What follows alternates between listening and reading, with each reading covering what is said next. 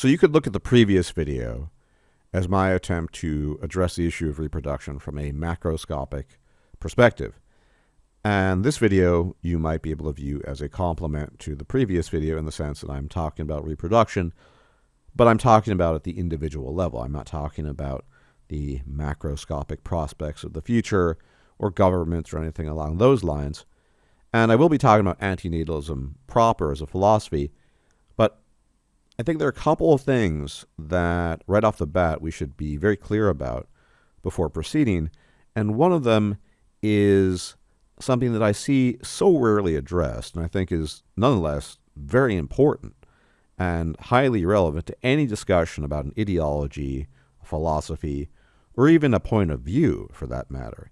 And that is, there's a direct correlation. It seems obvious, but it's not apparently because so few people address it. There's a direct correlation between your natural inclinations and instincts and the particular ideology, philosophy, or political view you might hold. Shocking, right? It seems so obvious that you don't even need to mention it, but people rarely do. And nowhere is this more true than when it comes to these truly primordial instincts, such as the desire to reproduce.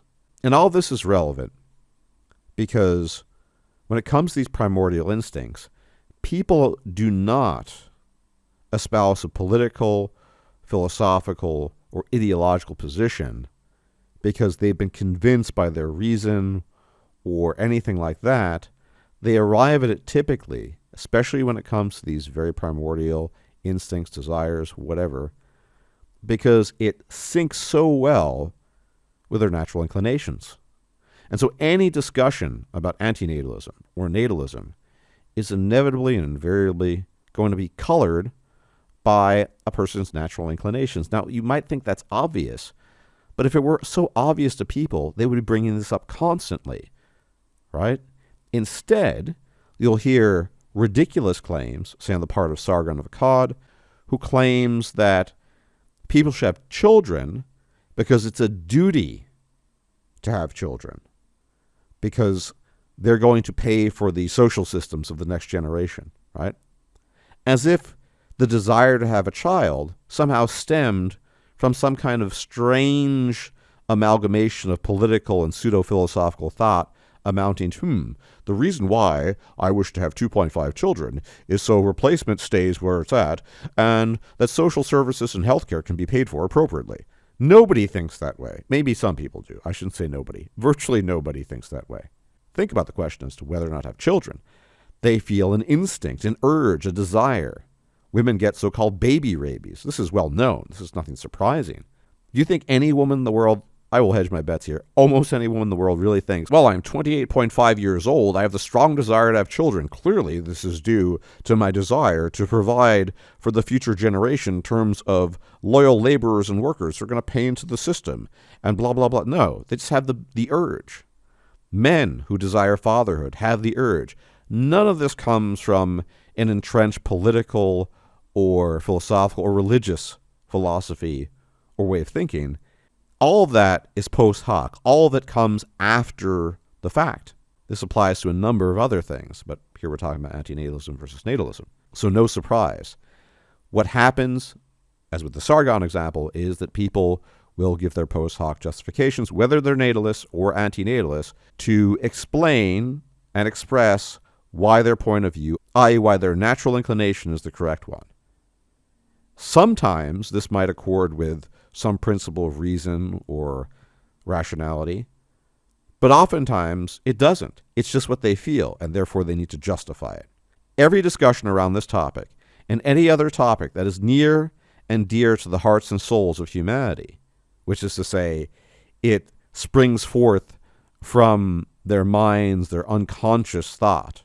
This will not be a discussion primarily about reason, which arguments are better, which are worse. And so as to reinforce the point yet again, because this cannot be hammered home enough, even though I think it's obvious, and if you're a thinking individual, it probably should be obvious to you, ideology is an afterthought, and so is philosophy and politics, to your natural inclinations as a human being. So again, in addition to the really bad Sargon argument, you'll hear a lot of natalists say, oh, well, the reason why I should have children is have a legacy.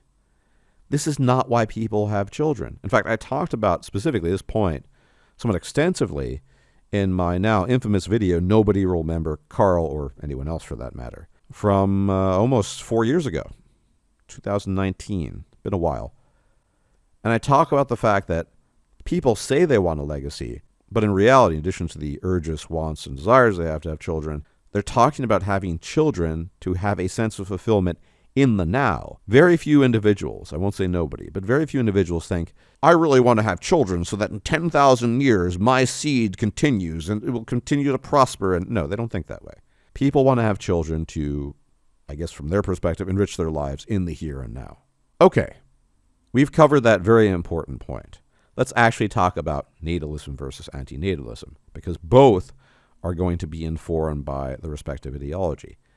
And I've already mentioned some of the arguments made for the sake of natalism. I'll cover some of the others, but some of the antinatalist arguments, oftentimes, actually, unironically, they talk about overpopulation. Again, this almost certainly has nothing to do with actual overpopulation when antinatalists talk about it, but that's an argument they might bring up. But when we dig down into the trenches of antinatalism, most antinatalism revolves around the idea of human suffering, and that definitionally, when a person is conceived and is torn forth from the womb of his mother, that definitionally he will experience some suffering as opposed to no suffering in the alternative state of nothingness. Now, of course, that's a bit of a paradox because nothingness isn't really a state, but for the purposes of this discussion, to provide a contrast, it is a state, right? Not really, but it is in this case.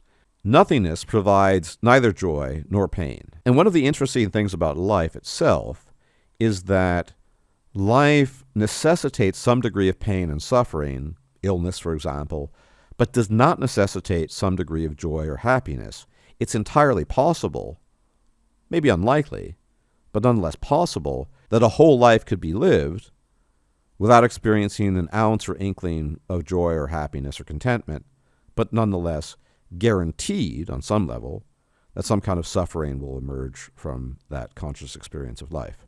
And so most arguments for antinatalism revolve around that. Now, inasmuch as that is a solid form of argumentation, the antinatalists are right, because nobody can refute the idea that life entails suffering. What do the natalists then say? Well, the natalists say that the antinatalists spend way too much time focusing on suffering, and life isn't just about suffering. And suffering, in some cases, they will argue, is sometimes even good.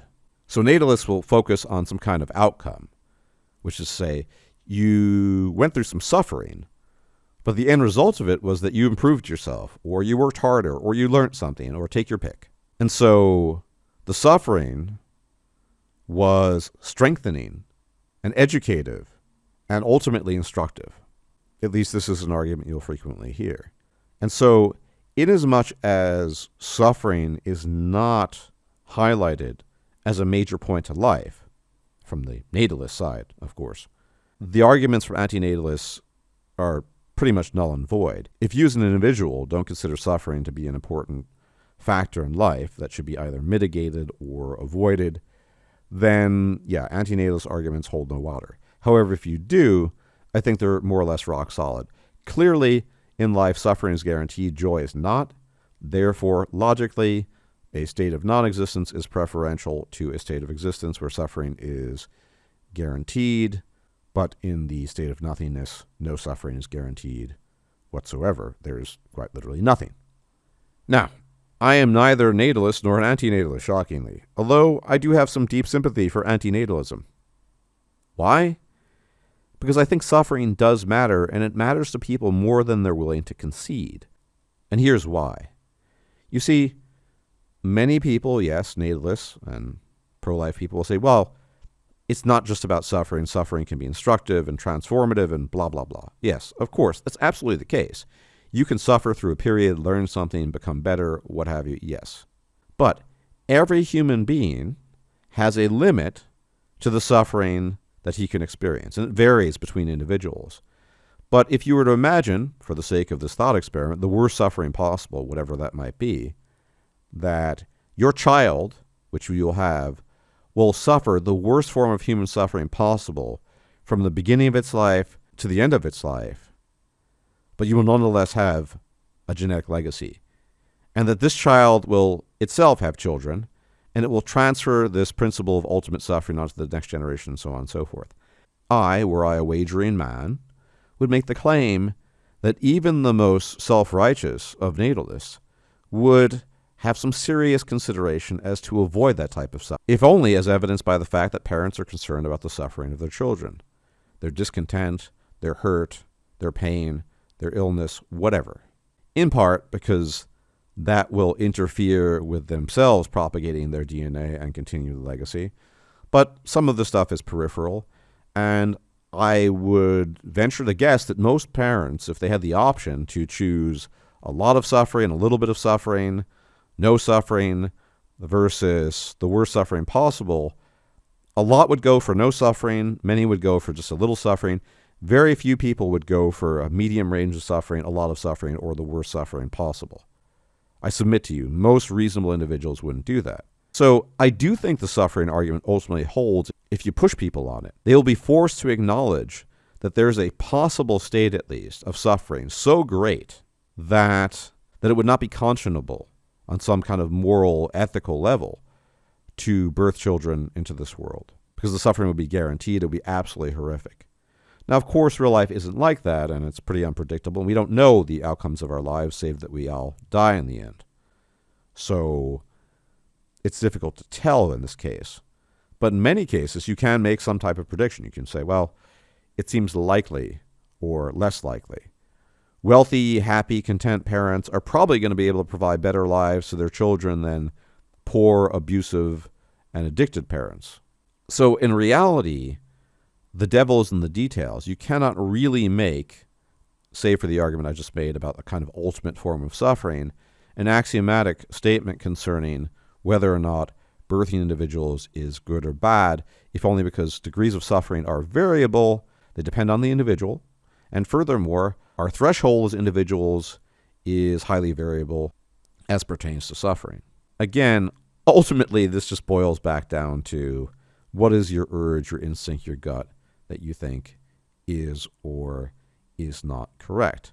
So I think ultimately that even the most convinced natalist can be forced to acknowledge that suffering might reach a point that it is not worth inflicting that suffering on your own offspring. I really, truly believe that. And in fact, I've experienced this, that there's some kind of state on this continuum of suffering where even they would be forced to relinquish their desire to bring children into this world for obvious reasons, because parents don't want their children to suffer the ultimate suffering, or even suffer a lot for that matter. Now, on a pragmatic level, I think, to be perfectly honest, antinatalism is a bit asinine, because pragmatically speaking, it's totally unfeasible. You will never convince humanity en masse, or even large groups of people, that this is a correct position or philosophy to hold, precisely for the reasons cited in the beginning. It simply runs counter to the most primordial of instincts. Are they going to force themselves in a fit of righteousness and rectitude and absolute rationality to battle down those instincts for the sake of some abstruse, abstract point that nobody really cares about? Absolutely not. So antinatalism on some level is kind of pointless to talk about, because so few people would be willing to consider the arguments, simply because it doesn't jive well with their basic needs, wants, and desires. And that's the end of it. However, on purely philosophical grounds, it becomes a lot murkier. And I do think, as I pointed out, even if a person doesn't think suffering is an important mediating factor here, there is a variant of suffering where basically everyone who's not a psychopath would have to concede it is just too much, and I cannot in good conscience birth children, bring them into the world, and inflict that upon them. I think there is, save for psychopaths or sociopaths or whatever, pretty much that spectrum, and most individuals on that point would have to concede. Although in actuality, suffering is highly variable, and so the state of absolute suffering is just a thought experiment, and ultimately not applicable to the situation that we call life. As always, I want to thank everyone for tuning in and watching. Special thanks to my donors and patrons. You guys are the best. You support the channel. You keep the channel going. And if you could engage in that delightful YouTube jazz by leaving comments, sharing, subscribing if you're not yet a subscriber, etc., I would be most grateful. Until the next time, may the gods watch over you. If I'm still alive, I'll check you out then. Take care. Bye-bye. If you liked this video, please like, share, and subscribe. And if you enjoy my content, please consider making a donation or becoming a patron. Thanks for watching.